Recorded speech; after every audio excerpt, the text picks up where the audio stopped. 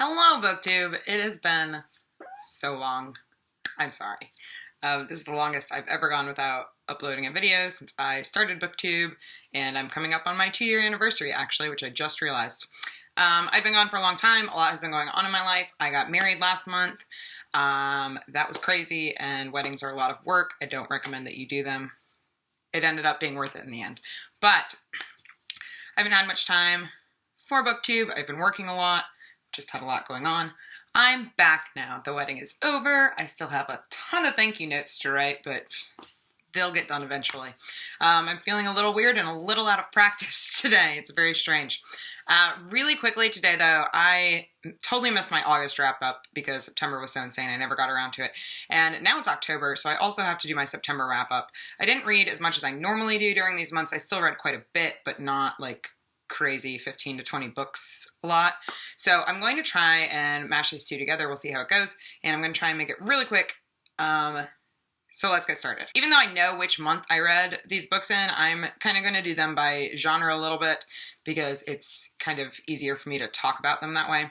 And I wanted to start with a couple of things that I read on my Kindle because if I don't start with them, since they're not physically in front of me, I'll get talking and I'll forget to mention them. So all 3 of these I got for review from NetGalley in return for an honest review. I've read them, I've reviewed them. You can check out my reviews, which are on Goodreads. I'm not going to do separate video reviews of them. 2 of them are quite short. The first one was The Mermaid Girl by Erika Swyler. This is kind of a prequel to the Book of Speculation by Erika Swyler, which I have not read. And I didn't know that going into it because I just wasn't paying attention, I guess, when I read about it. But it's a really short story, and it is about the characters in the book. I believe it's about the parents of the main character of the Book of Speculation and what their life was like before that novel takes place. Again, because I haven't read the novel, I can't say that much about it. It was a fun little read, though, and even being a little out of context, I still enjoyed it, and I believe I gave it 3 stars overall. The next book that I read on my Kindle, because I got it from NetGalley, was also a really quick and fun read. It is Snow White, a graphic novel by Matt Phelan. It's a graphic novel that's marketed towards children's and kind of middle grade aged children, and it's a retelling of Snow White set in New York City during the Great Depression. It was a really fun book. It's really beautiful. I'm definitely going to buy a physical copy because the illustrations were stunning, and I wish I had them here to show them to you, even in like the edition I got because it was a review copy. They even said like the illustrations are not as good as they're going to be in the final book.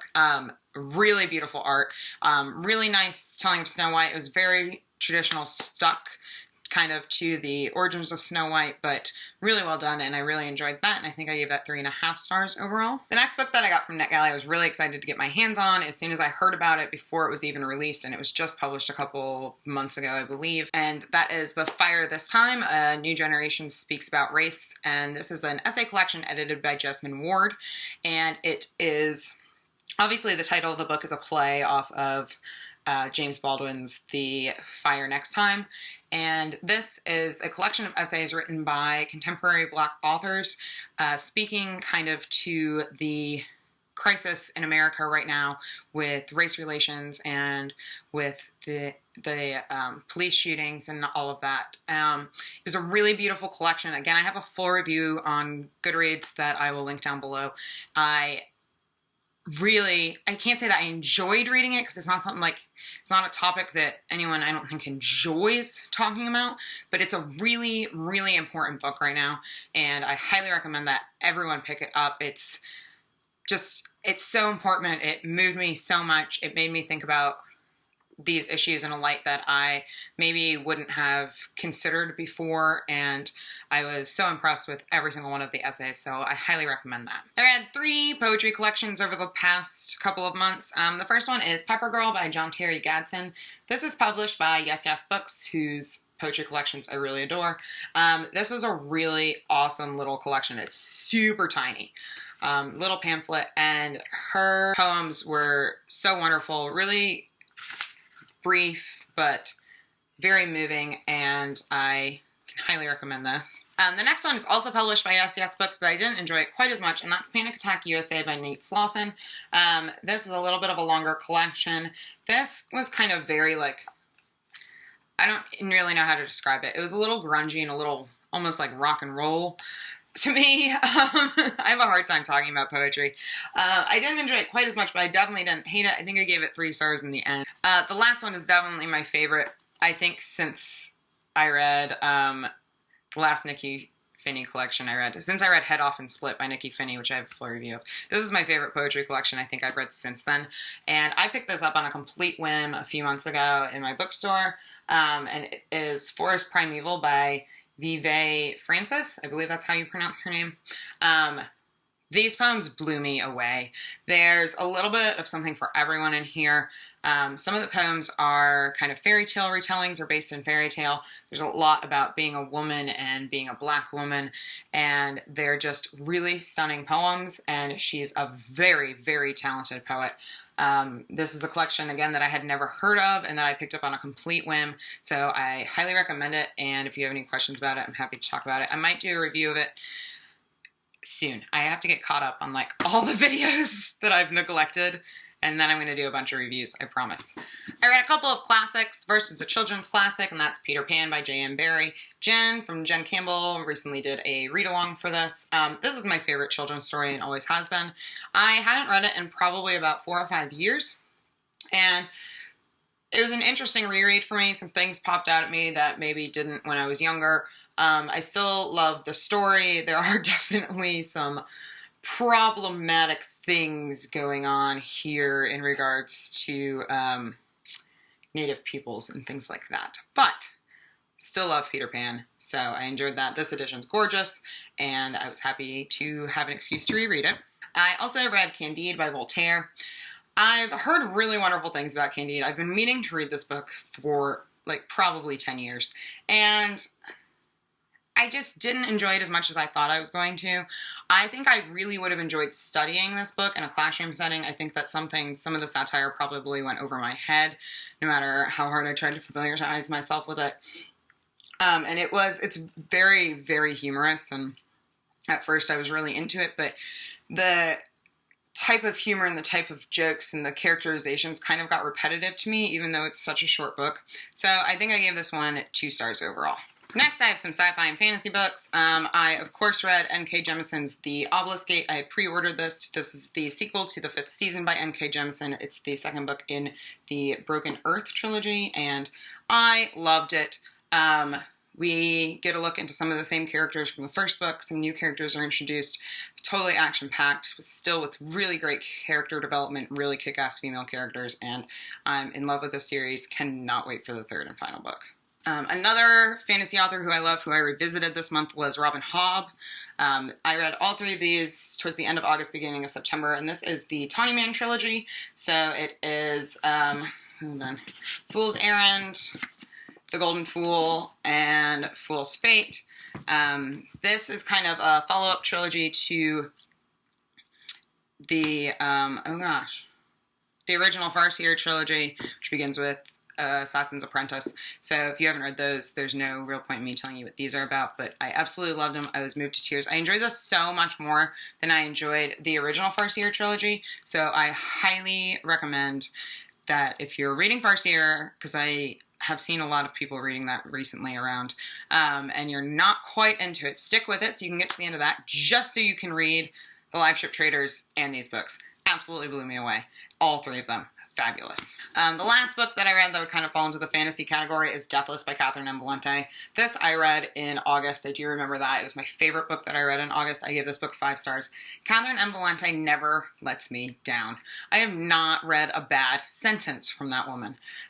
This is a novel based in Russian fairy tales. I'm not familiar with Russian fairy tales at all, but I loved it so much. I am going to do a review of this where I can talk more coherently about it, but it's basically about a young girl who gets whipped away by, I'm going to butcher these names, Olive's going to kill me, Kochi the Deathless, and he's kind of like the demon character, the devil character in Russian folklore, and she gets whipped away and has to prove herself to him so she can marry him. And there's all of these fantastical characters from Russian fairy tales, and I loved it so much. Beautifully written, as are all of Catherine M. Valente's books. The characters were absolutely vivid and perfect, and I loved this book so much. I will talk about it more, I promise. I just read a couple of graphic novels. I reread the first volume of Pretty Deadly. This is by Kelly Sue DeConnick and a bunch of Emma Rios, Jordie Bellaire, Sigurd Ellis, Clayton Cowles. And I read this a couple years ago, right after I started BookTube, I think, and really enjoyed it. And it's been a really long time, and finally the second volume is out. But it had been so long since I read this one that before I read this, I wanted to read this. So I read them both again. Still really beautiful. I definitely like the first volume better than the second, but I'm enjoying the characters. I'm finding the story a little bit easier to follow now that we're getting some more information in the second volume. The art's absolutely stunning, and I will talk about these more the next time that I sit down to talk about just graphic novels and comics, I promise. And just recently, in the last couple of weeks, I read a graphic memoir, and that is Marvel's Mania, Depression, Michelangelo, and Me. This is a graphic memoir by Ellen Forney, and this was absolutely wonderful. Ellen Forney, in this graphic memoir, kind of details her experience with being diagnosed with bipolar disorder and being an artist diagnosed with bipolar disorder and trying to decide if medication for her mental illness is the best route because she's worried that it's going to kind of crush her creative spirit and ruin her art. It's something that I related to very heavily. I actually am bipolar too, and so it was just really wonderful to see this so well done and to be able to identify with Ellen Forney on a lot of these issues. So I highly recommend this. It was really, really great. If you like graphic memoirs, this is definitely one you cannot miss. I recently, into August, I guess, finally signed up for Book of the Month. For those of you who don't know, Book of the Month is a monthly subscription service. I'll leave a link down below. You can go check it out. I believe I also have a referral code, which if I do, I'll put that down below as well. And if you use it, you get like 30% off your first 3 months or something like that. I can't remember. I am not on top of my life right now. But I made myself a promise that if I signed up for it, I would have to read my Book of the Month in the month that I got it, because you get it early on in the month. So far, I'm 2 for 2. Good work, Erica. So in September, I received All the Ugly and Wonderful Things by Bryn Greenwood. This is a really curious novel about a young girl whose home life is a disaster. Her father is a drug dealer. Her mom is addicted to drugs, and she kind of has to function in the world alone. She has some curious personality traits, and one day she meets this man who works for her father, and they start this like very interesting relationship. It's really hard to describe. I don't want to spoil it at all. I can say that I enjoyed it way more than I thought I was going to. Once I realized what it was about, like, I picked this one out because the blurb sounded so good, but then when I started reading it, it wasn't at all what I expected it to be. So I went on this roller coaster ride where I was really excited about it before I read it, started reading it, got less excited about it, got to the middle of the book and was super hyped again. This is a book that will definitely leave you thinking about the world and the way we treat people and the way we view relationships and friendships and love. So, highly recommend that. And then in September, I chose Behold the Dreamers. I'm going to butcher this name. I haven't been watching a lot of BookTube either. I'm sure that this has been around, though. This is by Mbolu Mbui. I'm sorry, I should have looked it up. I did not. She was born in Cameroon and lives in the United States currently. And this is an immigrant narrative, which I'm huge fan of, and it's about a Cameroonian family living in New York City and just trying to get by and to get legal status, and they begin working for this very wealthy family in Manhattan, and you kind of get perspectives from both sides of that situation and how their lives intertwine and how they treat each other and view each other. It's very interesting. It's a very good book. Really fast read. And I loved it. It was phenomenal. I think I gave it 4 stars. We're getting close to the end, I promise. Just a few other little things I read. Not little, this one's kind of big. I finally finished John Irving's Avenue of Mysteries. I started this ages and ages ago. This is John Irving's most recent release. It came out in November of last year.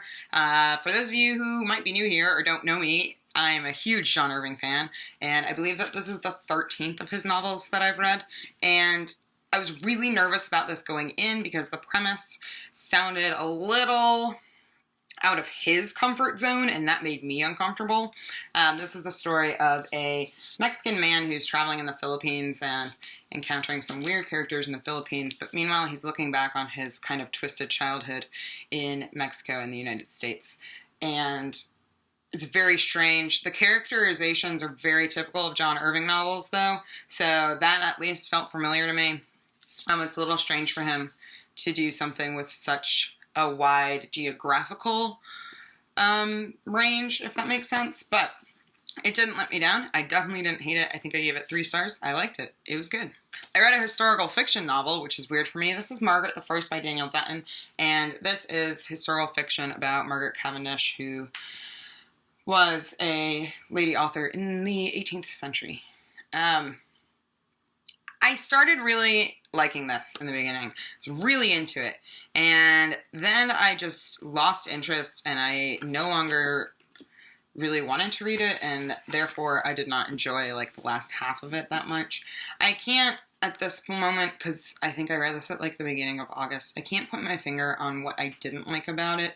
The writing style is really cool. It's kind of written almost in diary format, kind of in like vignettes, like short little chapters. And it jumps around.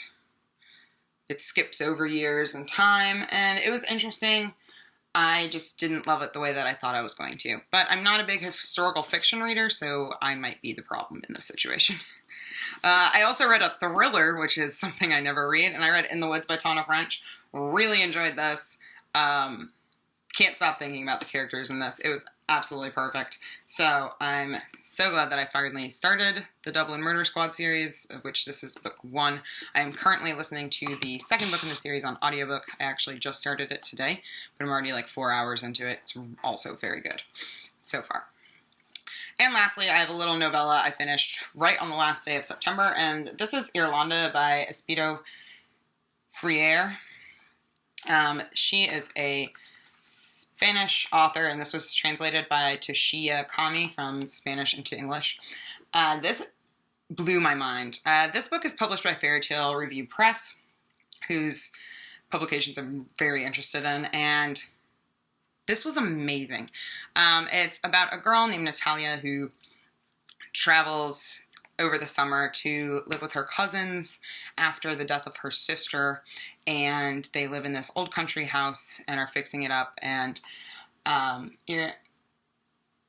Irlanda is the name of one of her cousins, and it's just a really beautiful portrait of A, the inside of a character's mind, and B, the inside of a family after a tragedy such as death occurs. I think I'm going to do a full review on this. I loved it so much. I gave it 5 stars, which, if you know me, is really rare for me with a novella. Usually novellas are just like blips for me, because they read so fast and they go away. But I love this. If you are a fan of Shirley Jackson, in particular, We Have Always Lived in the Castle, I think you would really enjoy this. The narrator and the tone are kind of similar. So, those are all the things that I read in August and September. Hopefully this is not like a 45-minute video. I don't think it is.